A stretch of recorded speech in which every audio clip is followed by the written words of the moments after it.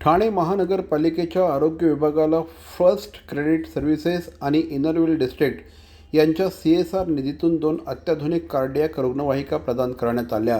या रुग्णवाहिकांचा लोकार्पण सोहळा आज खासदार नरेश म्हस्के यांच्या हस्ते संपन्न झाला।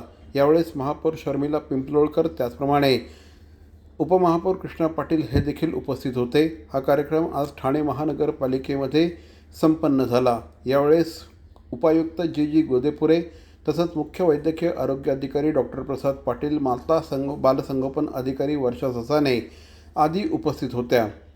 खासदार नरेश म्हस्के यांनी महापौर असताना या प्रकल्पासाठी पुढाकार घेतला होता।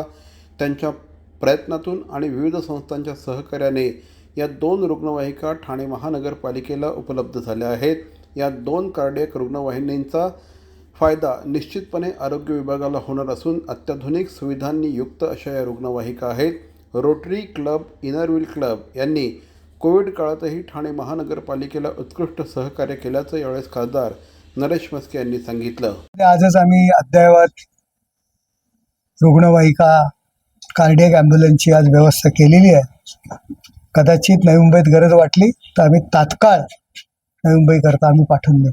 पण 450 स्क्वेअर फूटच्या घरांचे जे काही कर माफी आहे ती मुंबईमध्ये झाली। नवी मुंबईचा प्रस्ताव होता, मात्र तो केला नाही। स्वतःच्या पायाखाली काय जळतंय ते पाहिलं पाहिजे अशा प्रकारची टीका झाली। मी सांगतोय की प्रकृती अचानक कधी कधी बिघडते आणि नवी मुंबईमध्ये कदाचित व्यवस्था नसेल तर त्या रुग्णवाहिका आम्ही नक्कीच त्यांच्याकरता पाठवून देऊ।